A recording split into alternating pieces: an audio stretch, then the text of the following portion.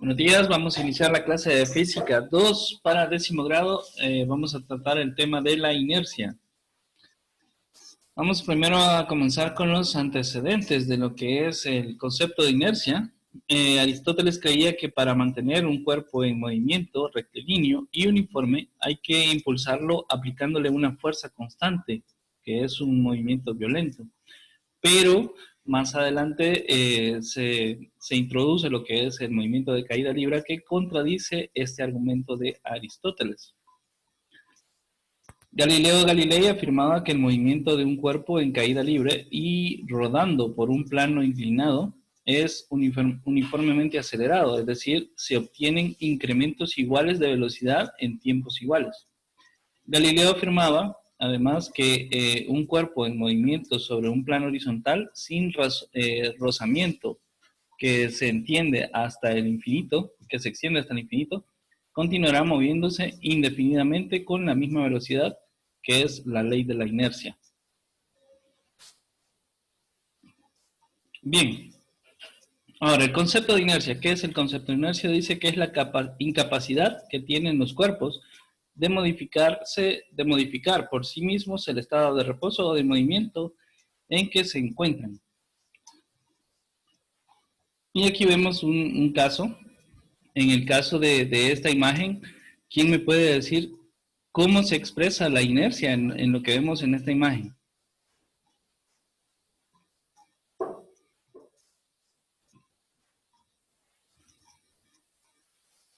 ¿Alguien me puede decir cuál es el concepto de inercia aquí en esta imagen?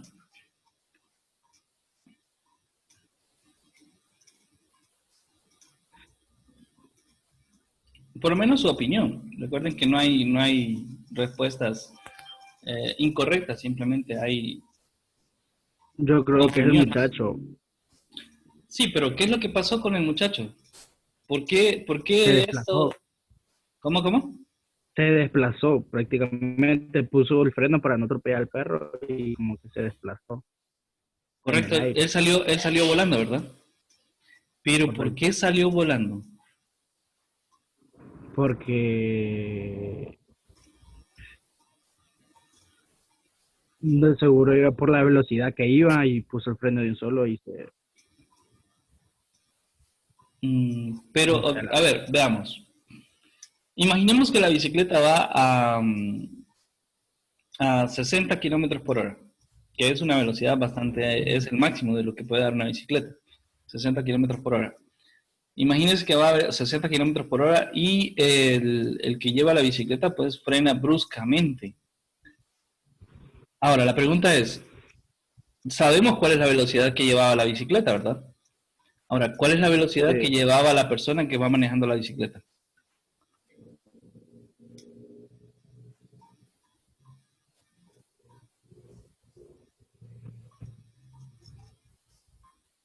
Cero. No, ¿Quién puso que no cero? sé. Nadie. ¿Quién me puede responder No, cuál es la velocidad? Si la bicicleta iba a 60 kilómetros por hora, ¿quién me puede decir cuál es la velocidad que llevaba la persona que llevaba la bicicleta? ¿Sí decía, estimado? yo creo cero. Por Ahí ahí un cero. decía cero, ¿verdad?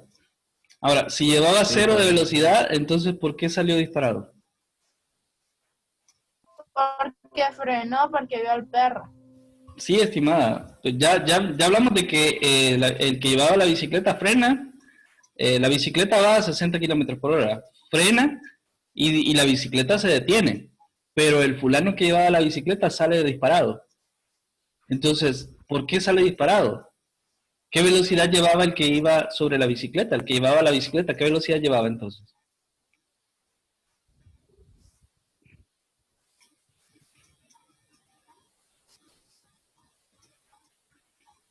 Ni idea, no. Por ahí decía alguien que cero, pero si llevara velocidad cero, al momento que se detiene en la bicicleta, el fulano también se detendría con la bicicleta, ¿verdad? Si llevara la misma velocidad, si llevara velocidad cero. O sea, la bicicleta se detiene y él se detendría también. Pero, Entonces lleva la misma velocidad que la bici. correcto. el fulano que va manejando la bicicleta también lleva la misma velocidad que la bicicleta. Entonces la bicicleta frena, pero la inercia hace que él siga moviéndose. Por ende, sale disparado hacia adelante. Porque lo que frenó fue la bicicleta, no él. ¿Entienden? Entonces, él tiene que hacer una fuerza para contrarrestar la velocidad que ya llevaba. O sea, la inercia que él poseía al momento de que iba en la bicicleta, tiene que hacer una fuerza para contrarrestar esa velocidad y de esa manera no salir disparado. Entonces, tiene que agarrarse fuertemente del timón de la bicicleta y de la parte de los pedales para no salir disparado, porque al frenar la bicicleta, él sigue moviéndose a la misma velocidad que llevaba la bicicleta. Si no se sujeta y contrarresta esa velocidad, pues va a salir disparado. Entonces, a ese fenómeno se le conoce como inercia, que es la incapacidad que tienen algunos cuerpos para modificar su estado de reposo o de movimiento. En este caso, pues, la bicicleta iba en movimiento, el sujeto también va en movimiento, pero la bicicleta pasa a un estado de reposo bruscamente, mientras que él no pasó al mismo estado de reposo y salió volando. ¿Entendido ese concepto? Aquí vemos otro ejemplo, por ejemplo. Bueno, tenemos otro ejemplo, valga la redundancia. Dice que la inercia, el mismo concepto anterior, que es la resistencia que presenta un cuerpo a cambiar de estado de movimiento o de reposo, ¿verdad? Entonces aquí vemos un caballito que va caminando con un jinete, que se le llama jockey generalmente a los que conducen caballos, y dice, un cuerpo en movimiento tiende a seguir en movimiento. Entonces, si el caballo frena bruscamente, si el jockey no va bien sujeto del caballo, pues como llevan la misma velocidad, si el caballo se detiene, el jockey va a salir disparado si no se sujeta fuertemente. Ahora, esto es lo contrario. Fíjense, el caballo está parado y arranca de un solo. Entonces, ¿qué es lo que siente la persona?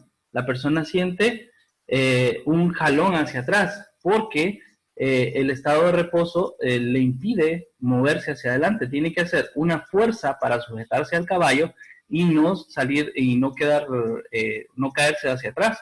Porque cuando el caballo estaba detenido, pues la fuerza de la inercia lo mantenía el sujeto en reposo.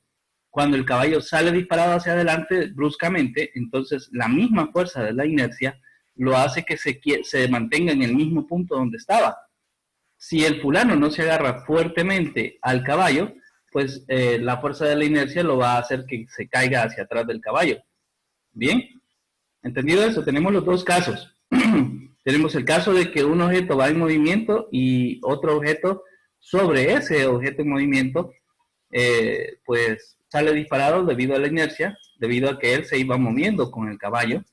Y tenemos el otro caso donde los dos estaban quietos, pero uno aceleró de repente y el otro objeto, pues la tendencia de la fuerza de la inercia lo hace que se mantenga en la misma posición, por lo cual el sujeto se cae del caballo. Ahora, hay un concepto que debemos manejar. Entre mayor masa, más cuesta detener un objeto. Si tiene mucha masa, es más difícil detenerlo si ya está en movimiento. Y si tiene mucha masa también, más cuesta sacarlo del reposo. Para mover objetos pequeños necesitamos poca fuerza, ¿verdad? Mientras que para detener objetos pequeños igual necesitamos poca fuerza. O sea, imagínense el hecho de que nos lanzan una pelota de ping-pong, a la misma velocidad que nos lanzan una pelota de fútbol. Costaría más detener la pelota de fútbol, porque tiene una masa mayor, que la pelota de ping-pong. Lo más probable es que la pelota de fútbol nos duela más también al momento de detenerlo con las manos que la pelota de ping-pong, debido a que tienen masas diferentes. La pelota de ping-pong es una pelota de plástico pequeñita, mientras que la pelota de fútbol es una pelota un poco más grande y que es de un material diferente, que generalmente es cuero.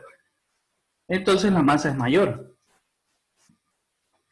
Ahora, para mover un objeto que tiene una masa bastante elevada, también se necesita aplicar una fuerza mayor. Imagínense que tenemos la misma pelota de fútbol y queremos moverla, le pegamos con nuestro pie y la pelota sale disparada.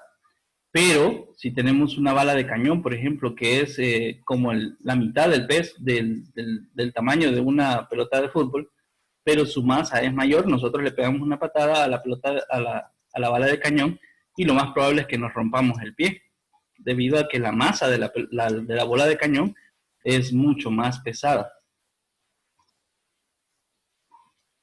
Ahora, la ley de la inercia coincide con lo que es la primera ley de Newton, que Newton expone que todo cuerpo tiende a mantener su estado de reposo o de movimiento uniforme y rectilíneo, a no ser que sea obligado a cambiar de su estado por fuerzas ejercidas sobre él. O sea que, según Newton, dice que los objetos que están en movimiento, pues van a permanecer en movimiento siempre y cuando no haya una fuerza que evite que siga en movimiento, o sea, que lo obligue a estar en reposo. Mientras que los objetos que están en reposo van a permanecer siempre en reposo mientras no haya una fuerza externa a él que haga que éste pues cambie su estado de reposo a movimiento. Ahora, en nuestro planeta suceden ambos casos. Una cosa puede estar en reposo y otra cosa puede estar en movimiento. Aunque en el caso de los objetos que permanecen en movimiento en nuestro planeta, pues tienden a detenerse siempre debido a la resistencia que ejerce el aire sobre los objetos o la fuerza de gravedad que los hace que se mantengan sujetos a una posición estable.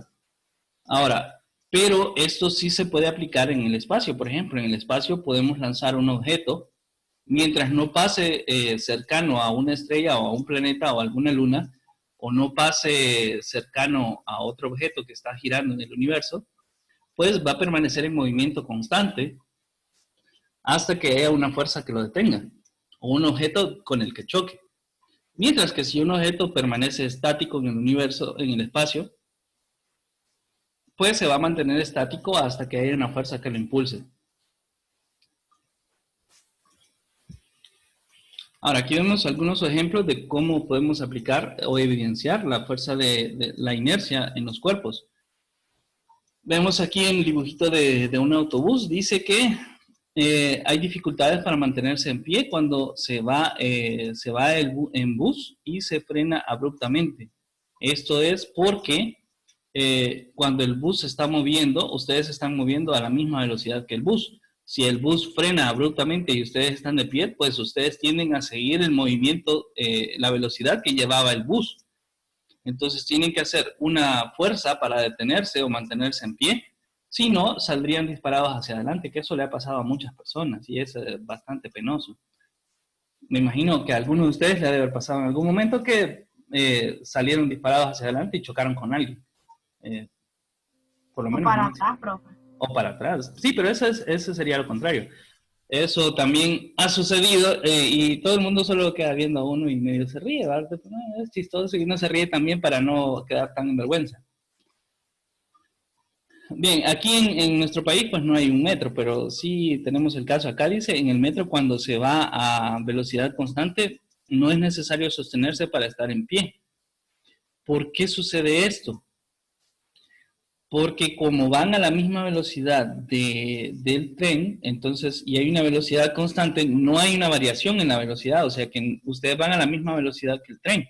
Ahora, sería difícil de caminar en un tren si el tren de repente frenara o acelerara, entonces sería difícil mantenerse en pie, pero como los trenes van a la misma velocidad y es constante, entonces las personas pueden caminar sin ninguna dificultad dentro de los trenes. Lastimosamente aquí en Honduras no tenemos ningún tren, así que no podemos probar esta situación, pero sí podemos probar lo de la situación de los buses. En el caso de la caída de una moto a alta velocidad, dice, el conductor sale disparado hacia adelante. Esto es el mismo caso del sujeto de la bicicleta. Cuando un motociclista pues choca con algo o su moto pues se detiene de forma abrupta, generalmente el motociclista sale disparado siempre.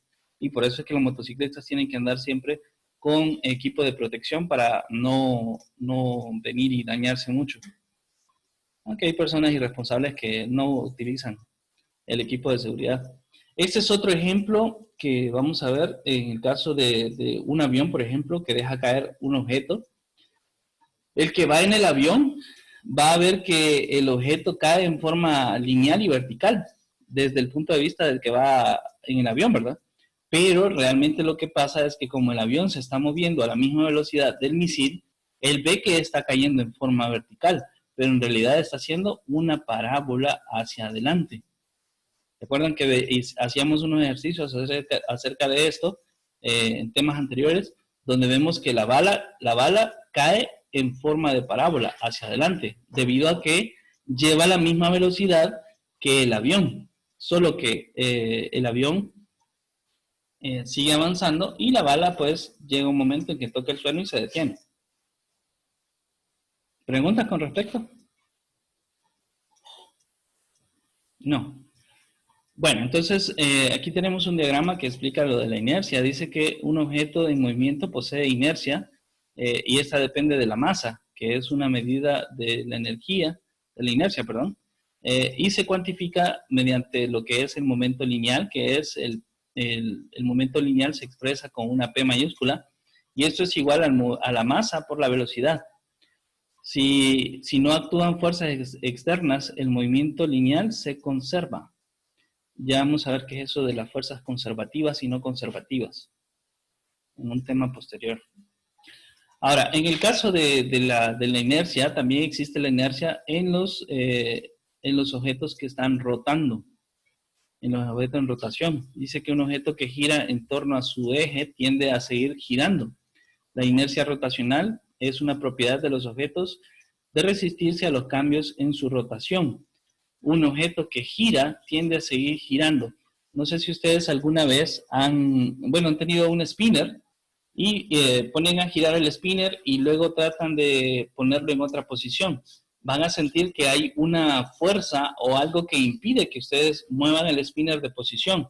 Se resiste a cambiar de posición y ejerce una cierta fuerza para evitarlo.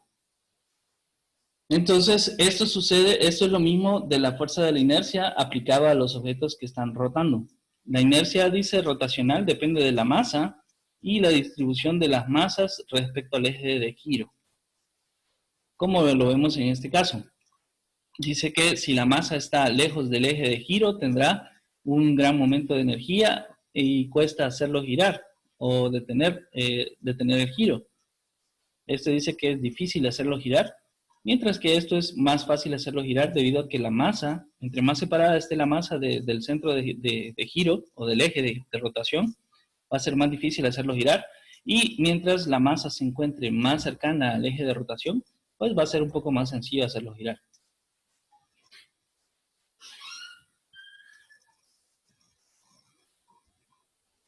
Bien, en la inercia dice el momento de la inercia. La inercia se describe como depende solamente de la masa del cuerpo, mientras que el momento de la inercia depende de la masa del cuerpo y la distribución de esta respecto al eje de rotación. Tenemos aquí el caso de una bailarina de ballet que está haciendo un movimiento de giro con los brazos extendidos y luego con los brazos recogidos hacia el cuerpo. Una persona que gira, dice, al acercarse los brazos al eje de rotación, acerca la masa del eje de giro, disminuyendo la inercia de rotación y aumentando la rapidez angular, que es la velocidad con la que se da el giro. Al extenderse los brazos, aleja la masa del cuerpo, del eje del giro, perdón, aumentando la inercia rotacional y en consecuencia disminuye la rapidez angular.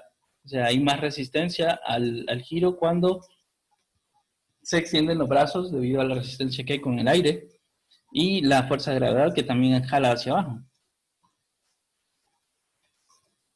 Ahora, tenemos un ejercicio y solo el día de hoy pues solo vamos a hacer, lo voy a explicar y la próxima clase pues vamos a hacer algunos ejercicios con respecto al eje de rotación y con esto del movimiento de la inercia. Tenemos que aquí entonces, tenemos que esto del movimiento lineal, el movimiento lineal es igual a la masa por la velocidad. Entonces nos dice que una partícula de 3 kilogramos tiene una velocidad de 3,4 3,4 metros por segundo. 3i se refiere al eje, en relación al eje X, y la J significa en relación al eje Y. Como la velocidad es en este caso no es en una sola dirección, sino que está inclinada la trayectoria de la velocidad. Dice, encuentre su componente XY de la cantidad de movimiento y encuentre la magnitud y dirección de su cantidad de movimiento. Entonces, lo primero que tenemos que hacer es encontrar las componentes en X y Y. Para eso, vamos a sustituir acá el valor de la masa por los valores de la velocidad que ya nos lo dan aquí, que nos dan las componentes en X y en Y. Entonces tenemos que, sustituyendo aquí sería 3, que serían lo que pesa en kilogramos, y las dos componentes que las agregamos, que sería 3i menos 4i, menos 4j. Sacando estos dos términos del paréntesis, nos quedaría que 3 por 3 es igual a 9. Menos, más por menos da menos, siempre se copia el signo. Y luego tenemos 3 por 4, sería 12. Y ahí ya tenemos tenemos las dos componentes en el eje X y Y, que serían 9 menos 12, J. Y estos serían newtons. Recuerden que kilogramos por metro sobre segundos es la unidad de newtons. Entonces, ahora vamos a buscar lo que es la magnitud de la componente, que sería, utilizamos el teorema de Pitágoras acá. Entonces dice el teorema de Pitágoras que el cuadrado de los catetos es igual al cuadrado de la hipotenusa, pero despejando para la hipotenusa, que sería en este caso pues P, sería la raíz cuadrada de 9 menos negativo 12 al cuadrado. Entonces, elevando esto al cuadrado nos quedaría 12 por 12 serían 144, y como este signo se multiplica también, sería más por más, nos da más. Y aquí sacándolo de acá, sería más por más, sería más. Entonces el signo nos queda más, y 9 por 9 serían 81. Sumando esto y sacándole raíz cuadrada, pues nos da a 15. Y ese sería el valor de la magnitud. Ya tenemos el valor de la magnitud, y lo que nos restaría sería sacar la dirección. Para eso utilizamos el valor de los catetos que ya tenemos acá, que serían 9 y negativo 12. Y utilizamos las reglas de las tangentes para calcular cuánto serían los grados. Entonces, lo primero que hacemos es dividir negativo 12 entre 9, negativo 12 entre 9, y eso nos da a 1.33, si no me equivoco, y luego le sacamos tangente inversa, que eso da a negativo 53 grados, 53.1 creo, punto 1 creo que da, 53.1 grados, y lo ubicamos en donde corresponde, que sería en esta posición, menos 53.1 grados. Si me ayudan por favor a hacer esta división, serían negativo 12 entre 9, presionamos primero el símbolo de negativo, luego 12, y luego le ponemos el entre 9, y eso da a 1.33. ¿Así les dio? Sí. Ahora lo multiplicamos por la tangente inversa, que es presionando, presionan primero multiplicación, el símbolo de multiplicación, luego presionan shift, y luego donde está tan, les va a salir tan, pero menos 1. ¿Cómo, profe? ¿Cómo? Dígalo desde el principio. A ver, presionamos el símbolo de negativo, y luego ponemos 12, luego entre 9, le damos igual. Pero negativo el que está cerrado entre paréntesis, ¿va? Sí, correcto, estimada. En negativo 12. Entre 9. Entre 9. Le da igual. En negativo 1.33. Correcto. Ahora presiona el signo de multiplicación, el por. Ajá. Y luego presiona shift. Ajá. Luego donde dice tan, para que le salga tangente inversa.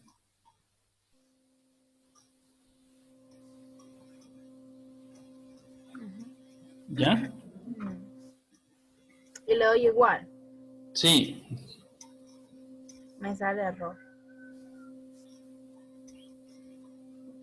Ok, hagámoslo diferente. Entonces vamos a hacer shift tan y luego 1.33.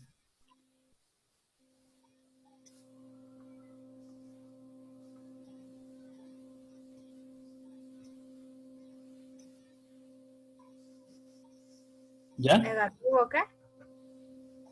A ver, para sacar tangente inversa, van a presionar shift y luego Sí, tan. ya, ya. Ajá, ahora. Luego el símbolo negativo Ajá. y 1.33.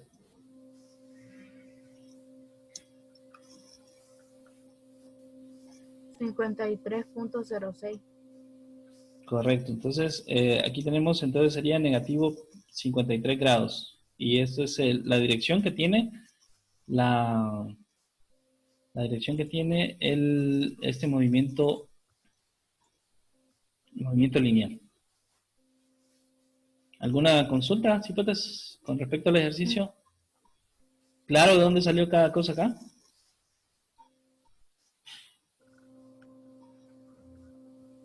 Bien, la próxima clase de física haremos ejercicios relacionados con este tema, entonces vamos a hacer ejercicios entre nosotros para que quede un poquito más claro. Esto sería todo. Hasta la próxima, Cipotes.